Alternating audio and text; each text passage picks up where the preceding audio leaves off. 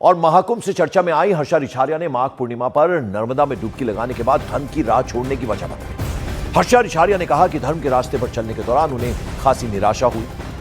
उनका कहना है कि यहां लोग एक दूसरे को आगे नहीं बढ़ने देना चाहते। हर्षा ने साफ कह दिया कि उनके पुराने पेशे ने उन्हें पहचान दिलाई और वो रास्ता धर्म के रास्ते से बेहतर साबित हुआ, ये कहा है हर्षा रिछारिया ने।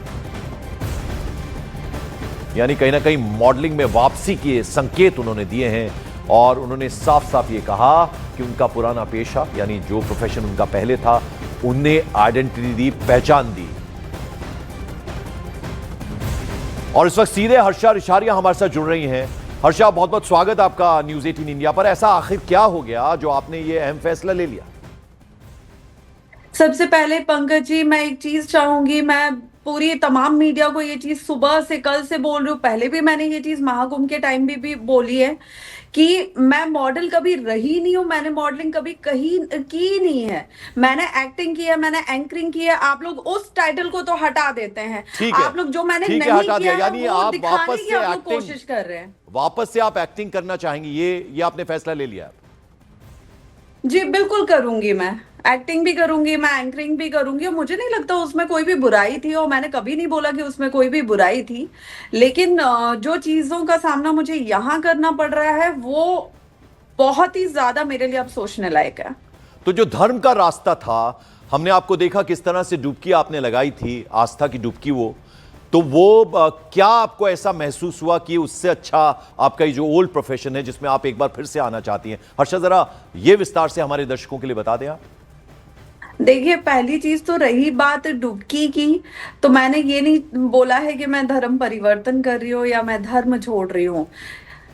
हर उस पुण्यदायक, उस फलदायक अवसर पे जब डुबकी लगानी चाहिए तो मैं आपको डुबकी लगाते हुए भविष्य में भी दिखूंगी। मैं अपना धर्म नहीं छोड़ रही हूँ, मैं धर्म का प्रचार करना बंद कर रही हूँ। दोनों में बहुत फर्क है। अब तक मैं खुल के धर्म का प्रचार कर रही थी, लेकिन अब धर्म की बात पहले की तरह होगी कि धर्म को मैं मानूंगी, लेकिन अपने घर के अंदर मानूंगी, अपने दिल में मानूंगी, उसे खुल के मैं सामने से जाहिर नहीं करूंगी बिल्कुल भी। और मैं खुल के उसके लिए अब कुछ नहीं करूंगी। जितना मुझे करना था आई थिंक मैंने कर लिया, क्योंकि पिछले 1 साल से जो विरोध शुरू हुए थे मुझे लेके, कंट्रोवर्सीज शुरू हुई थी, वो लोगों की क्रिएट की हुई थी। उससे, उस कंट्रोवर्सी से, उससे मेरा कोई लेना देना नहीं था। लेकिन ये दिल में उम्मीद थी कि महाकुंभ में जाएगा तो सारी चीजें ठीक हो जाएंगी। लेकिन फिर से वही सब, और इस 1 साल में उस विरोध ने, उन चीजों ने मेरा पीछा नहीं छोड़ा है।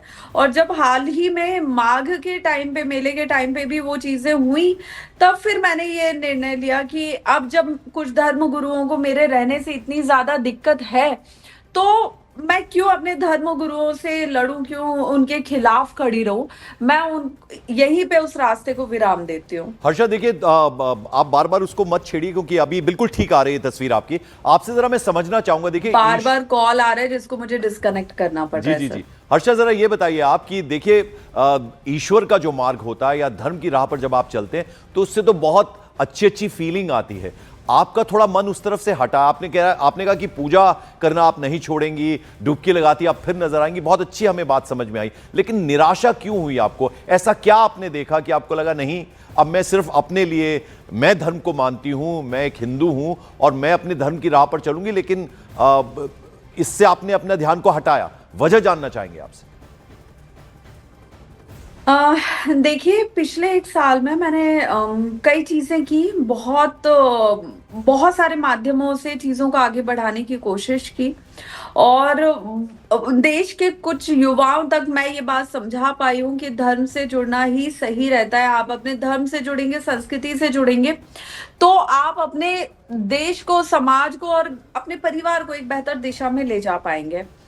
लेकिन आज मैं खुद ही उस धर्म से थोड़ी सी ना उम्मीद हुई हूँ, थोड़ी सी कहीं ना कहीं मेरे दिल में एक पीड़ा लेके मैं जाऊंगी।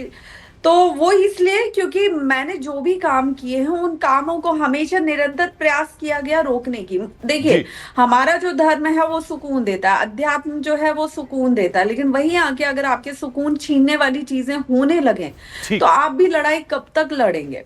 इस 1 साल में मैं मेंटल ट्रॉमा से, मेंटल स्ट्रेस से गुजरी हूँ, मैं एंजाइटी से, मैं माइग्रेन अटैक से तक गुजरी हूँ, और मेरा बीपी कई बार लो हुआ है स्ट्रेस की वजह से।